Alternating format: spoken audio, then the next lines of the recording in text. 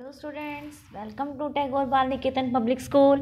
Today we are talking about a new topic that is light. Interesting chapter बेटा, physics से related है आपकी। जैसे साइंस की टर्म्स 3 होती हैं, 3 पार्ट्स में डिवाइड किया, केमिस्ट्री, फिजिक्स एंड बायो। तो ये जो चैप्टर है आपका फिजिक्स से रिलेटेड है, ठीक है। तो हम जो है 6th और 7th में भी आपने सेम चैप्टर डिस्कस किया है लाइट के बारे में, उसकी प्रॉपर्टीज़ के बारे में, लेकिन हम यहाँ कुछ एडवांसमेंट की बात करेंगे लाइट के बारे में।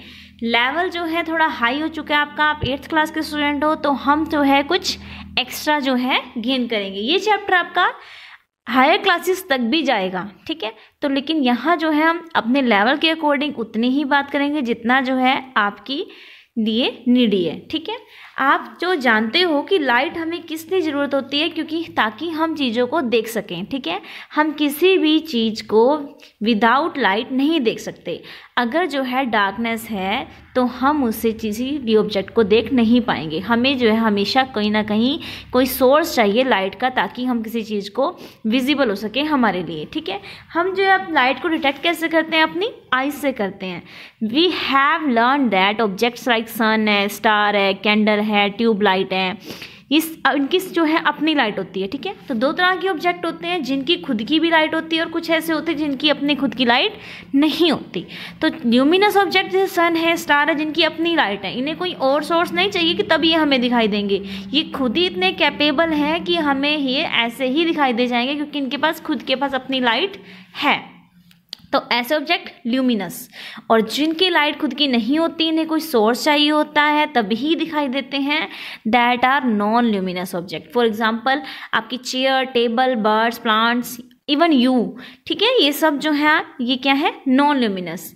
और जो प्रॉपर्टी की बात करते हैं, जो हम लास्ट टाइम में पढ़ के आए हैं लास्ट क्लासेस में, कि जो लाइट है वो स्ट्रेट लाइन में ट्रेवल करती है। ऐसा नहीं है कि लाइट सन से आएगी तो कभी इधर इस टाइप से जाएगी। लाइट जो उसकी बात होता है, उसका रास्ता होता है, वो हमेशा एक स्ट्रेट लाइन होता है, ठीक है। क्लास 7 में हमने ये भी पढ़ा था कि जब कोई चीज़ किसी ऑब्जेक्ट के ऊपर पड़ती है लाइट आके, तो वो क्या करता है, वो ऑब्जेक्ट उसको वापस भेज देता है। मान लो कोई चीज़ है, उसके ऊपर जब आके लाइट पड़ती है तो वो टकराने के बाद वहाँ से वापस चली जाती है। वो नहीं कह रहा वो कि उसी रास्ते वापस चली जाती है, वो टकराने के बाद वापस हो जाती है, सेंडिंग बैक। इस चीज़ को हम क्या बोलते हैं? रिफ्लेक्शन।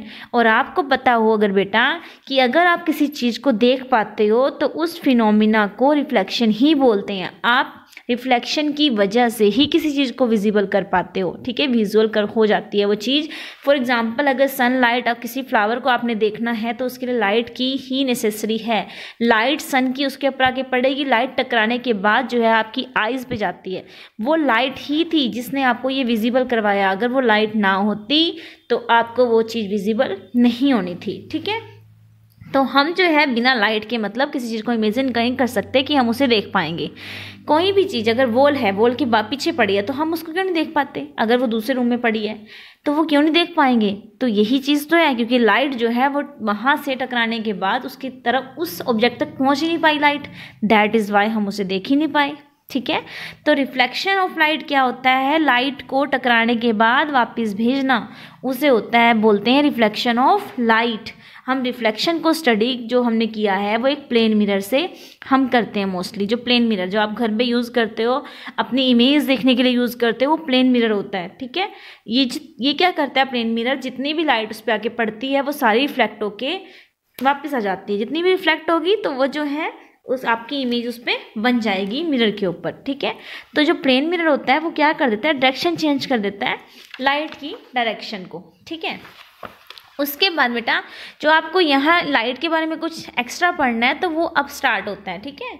जैसे कि अभी आप डायग्राम देख रहे हो यहाँ पे कि ये एक मिरर लिया है हमने, मिरर है ये, ठीक है। इसके ये पीछे हमने पॉलिश किया, इसलिए हमने इसको प्लेन मिरर कह रहे हैं। और अगली वाली साइड जो है जिसके ऊपर आके लाइट पड़ने वाली है, तो अगर कोई भी अगर लाइट का एक सोर्स है, सन लगा लो, इवन एक बल्ब लिया है यहाँ पे, तो जो ये लाइट है ये आके जब इस प्लेन से आके मतलब हमारे मिरर से टकराएगी तो ये जो रे है, ये जो लाइन है, इसको हम क्या बोलते हैं, इंसिडेंट रे बोलते हैं। इंसिडेंट रे वो लाइट की रे जब मिरर के ऊपर आके पड़ती है, जो आके टकराई है, वो इंसिडेंट रे होती है। तो यहाँ अगर डायग्राम की बात करें तो ए ओ हमारी इंसिडेंट रे है, ठीक है।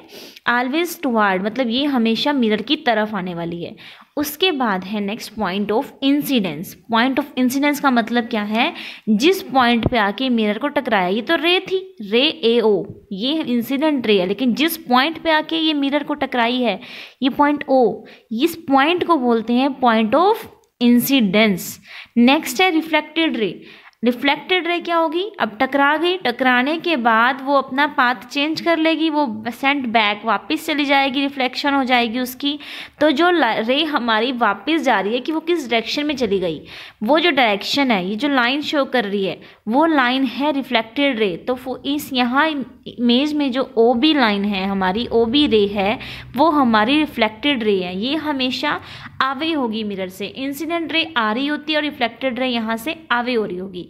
उसके बाद नॉर्मल क्या होगा, नॉर्मल होगा जो हमारा मिरर है उसके अगर बिल्कुल परपेंडिकुलर जो हम लाइन ड्रॉ करेंगे, फॉर एग्जांपल यहाँ ओ एन जो है वो हमारी जो है नॉर्मल रे है, ठीक है। नॉर्मल मतलब 90 के एंगल पे परपेंडिकुलर अगर हम ड्रॉ कर दें इस मिरर के उसमें, तो हम इसे क्या कहेंगे, नॉर्मल रे। नेक्स्ट है एंगल ऑफ इंसिडेंस। क्या होता है एंगल ऑफ इंसिडेंस, बेटा होता है जो इंसिडेंट रे आई है ना, उसके और नॉर्मल के बीच में जो एंगल बना, ये 90 के एंगल पे और इंसिडेंट रे के बीच में जो एंगल बना है, इस एंगल को बोलते हैं एंगल ऑफ इंसिडेंस। और इस यहाँ पे ए ओ एन, ये जो एंगल है एंगल ऑफ इंसिडेंस है, और हम इसे किससे सिंबलाइज करते हैं, आई से, इसका सिंबल आई देते हैं हम, ठीक है। नेक्स्ट है angle of reflection. Angle of reflection क्या होता है, जो रिफ्लेक्टेड रे और नॉर्मल के बीच में जो एंगल ड्रॉन हुआ है, एंगल बना है, इस एंगल को बोलते हैं एंगल ऑफ रिफ्लेक्शन, ठीक है। इसे हम जो डिनोट करते हैं किस लेटर से करते हैं, आर से डिनोट करते हैं, ठीक है। तो यहाँ ये कुछ टर्म्स हैं जो आपको पता होनी चाहिए ताकि आप हायर क्लासेस में भी इनको जो है ईजिली लर्न कर पाओ। नेक्स्ट है हम बात करते हैं लॉज ऑफ रिफ्लेक्शन की, कि रिफ्लेक्शन के लॉ जो होते हैं वो क्या होते हैं, कि रिफ्लेक्शन हमेशा ही कोई भी ऑब्जेक्ट आ जाए तो रिफ्लेक्शन के कुछ नियम होते हैं हर चीज़ के, कि ये ऐसे ही होगी। तो रिफ्लेक्शन के ऐसे कौन से लॉ हैं, कौन से नियम हैं, ठीक है। तो जो है प्लेन मिरर की अगर हम बात करते हैं तो उसमें जो हमने यहाँ स्टडी करके देखा है कि किस तरह से रिफ्लेक्शन हुई है, तो यहाँ हमारे पास दो लॉ निकल के आए हैं। फर्स्ट लॉ जो है, फर्स्ट लॉ क्या कहता है, फर्स्ट लॉ कहता है इंसिडेंट रे, रिफ्लेक्टेड रे या नॉर्मल जो है वो सारे जो हैं एक ही प्लेन में होंगे। एक ही प्लेन का मतलब यहाँ जो डायग्राम है ये दिया हुआ आपको, ये जो है normal, incident ray, reflected ray, एक ही प्लेन, दैट मीन्स इसी पेपर, ये अगर ये पेपर है ना हमारा, तो इसी पेपर पे हमारा नॉर्मल भी है, इसी पेपर से हमारी लाइट आ भी रही है, इसी पेपर पे हमारी लाइट चली भी जाएगी। ऐसा नहीं होगा कि जो हमारी लाइट है वो इस पेपर से पार होकर हम पिछले की बात करें कि वो हमारे पेपर के बीच में से निकल चुकी है, ठीक है। एक प्लेन का मतलब सिर्फ एक लेवल होता है, ठीक है, हम दूसरे लेवल पे नहीं गए हैं। दैट मीन्स 2 डायमेंशनल ही है, 3 डायमेंशनल स्ट्रक्चर पे नहीं जाना, ठीक है। कि जैसा पेपर पे ड्रॉ हुआ है वही चीज़ सही है, ठीक है, वो पेपर पे ही है, पेपर से दूर नहीं जा रही, पेपर के पास नहीं आ रही। फर्स्ट लॉ ये कहता है, ओके। उसके बाद सेकेंड लॉ क्या कहता है, सेकेंड लॉ कहता है कि angle of reflection is always equal to angle of incidence. That means जो एंगल ऑफ रिफ्लेक्शन, जो इंसिडेंस वाला एंगल है, जो एंगल आया है हमारा किसी सोर्स से और जो टकराने के बाद गया है वो एंगल, ये एंगल नॉर्मल से जो अगर एंगल आई और एंगल आर है वो हमेशा ही इक्वल आने वाले हैं।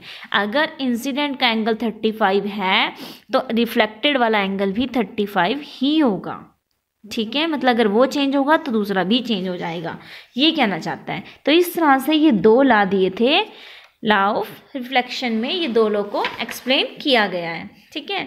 उसके बाद बेटा हम नेक्स्ट जो टॉपिक की बात करते हैं that is regular reflection and diffuse reflection of light. ठीक है, तो फिलहाल जो है हम इसको यहीं स्टॉप करते हैं। होप सो आपको रिफ्लेक्शन जो है वो टर्म समझ आई होगी, और रिफ्लेक्शन के बाद हमने लॉ ऑफ रिफ्लेक्शन और कुछ टर्म्स के बारे में पढ़ा, that is angle of reflection, incident ray, reflected ray. ठीक है, तो ये जो है आपको अच्छे से समझ आए होंगे। तो हम जो है नेक्स्ट वीडियो में ये टॉपिक कंटिन्यू करते हैं। तब तक के लिए thank you students, have a nice day, bye bye.